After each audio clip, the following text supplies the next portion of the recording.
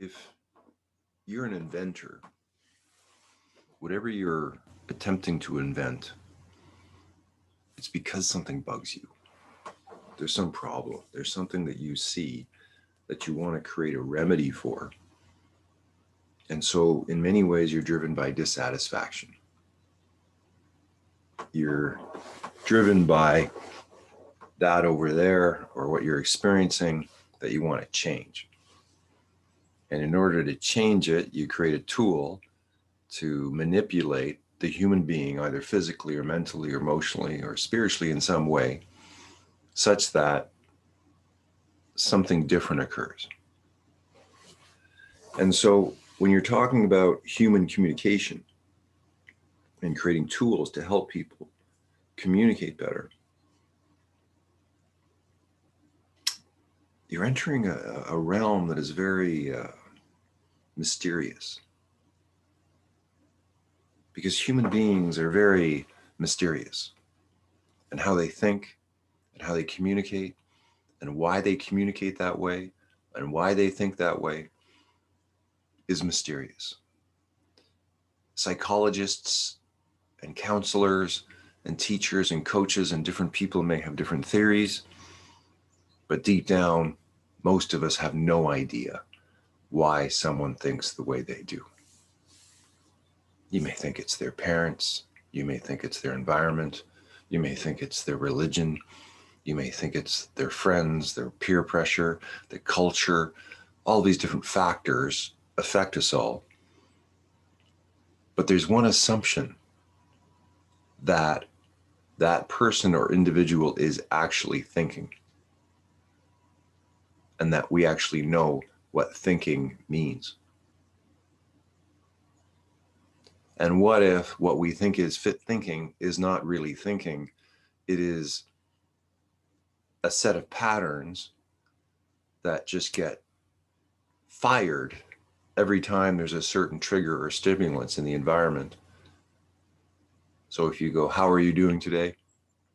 You say, "I'm doing well, thank you." Did that involve any thinking? Did the response have to go through some pattern or process or whatever it is where you actually think about your answer? Most of the time, we're in pattern, which is very different from being in presence. Pattern or presence, pattern or presence. Now, when we get into thinking, we have whole sciences based upon what we think thinking is, or how the mind works, or how do humans process information in there. And we're getting pretty advanced with our brain assessment technology.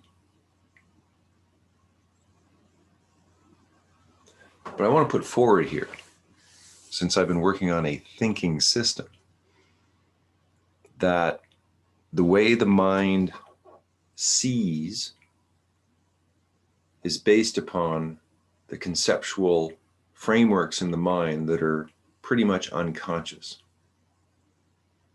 And there are distinct different types of mind, where the material physical mind, which looks at physical things and touches physical things and uses its senses, is very different from the pattern mind or the abstract mind, or the part of the mind that works with symbols that don't necessarily relate to the outside world or the physical world.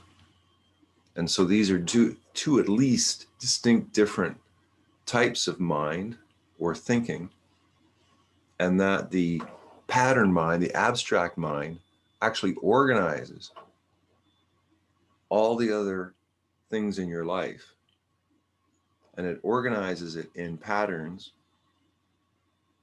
that can be mapped out, and that there are certain spiritual traditions that have mapped out mental patterns that supposedly put you more in alignment with the way things are, with the way the universe is structured. And so in the First Nations philosophy, they have the medicine wheel.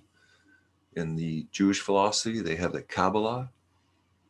And there are probably in every spiritual worldview some method of mapping the knowledge such that the mind can make sense of the world, and that these different worldviews are based upon different numbers.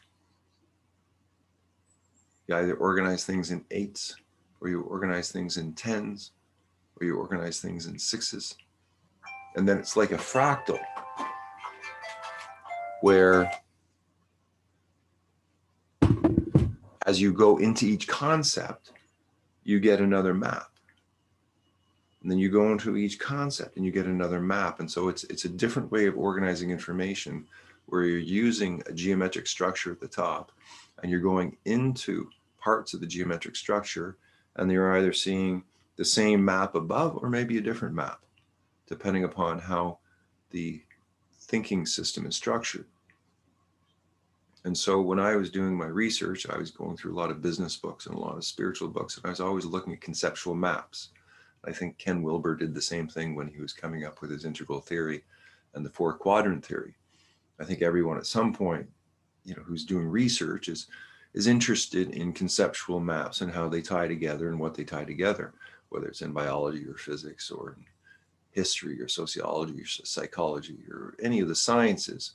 They all use conceptual maps in some way to make sense of how things come together. And if you're a scientist, you're an inventor, and you come up like Maslow and you come up with Maslow's hierarchy of needs, all of a sudden you have a map or a model that the whole species may be using to make sense of some idea or some way of seeing the world. So in that instance, it's very obvious in Maslow's hierarchy of needs that there are different levels, and at each different level, something is occurring differently. And so at the survival level, it's very different from the self-actualization level. And so people can be framed in these levels, and you can look at society and you can look at a community and go, oh, those people are definitely in the survival. And these people, they seem to be doing quite well. And they seem to have a lot of time to philosophize about self-actualization. Very different people, but we're using a map or a model in our mind to make sense of the differences, to explain why something is happening in a certain way. And so maps are ways for a culture to share an internal kind of belief system about what they're experiencing together. So what I've been working on is a thinking system, a way of mapping business from the individual inner you to the outer you, to the inner organization or group, to the outer community. And if you understand Ken Wilber's 4 quadrants model, where he has the individual and the group, the inner and the outer, creates 4 quadrants of the inner individual, the inner group, and the outer group. And that's a model. That's a model that tells you there's something very different between how I organize knowledge inside of me that you can't see versus how we all organize knowledge together in the outside community.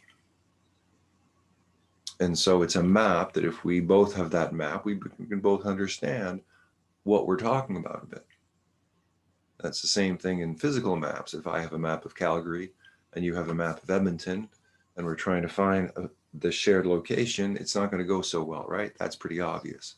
But if we both have a map of Alberta and you have a map of Calgary and I have a map of Calgary, we can find ourselves and meet. But in the mental world,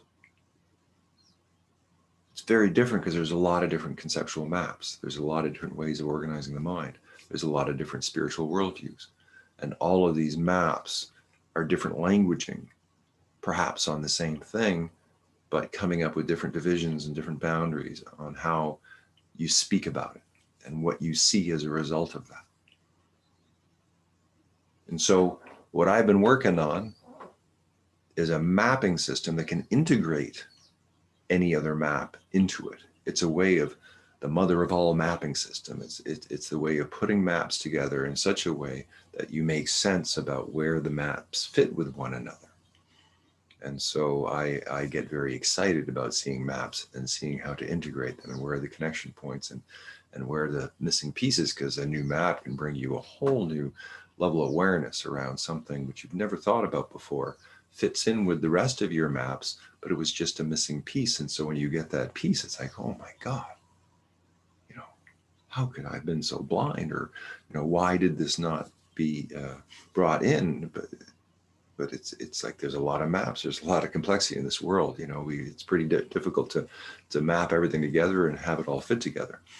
So to me, it's a lifetime work, and there's I'm standing on the shoulders of giants, and other people will take the work and do amazing things with it. And I just think it's a sort of like it's a new science. I know it might fit into cybernetics, but it's systems thinking and the mapping related to systems thinking, and then how all the systems relate. It's like if you look at the sciences, they're very distinct in what they're doing, but systems thinking is sort of like above them all, looking at how do they all connect together. And it's a fascinating process. And if you're interested more in what I'm talking about, contact me or look around. There's a lot more videos and maps, game boards, card sets, processes, and software in the New Paradigm Toolkit. That's the main container for the work. And the operating system is called the Inflow Matrix operating system.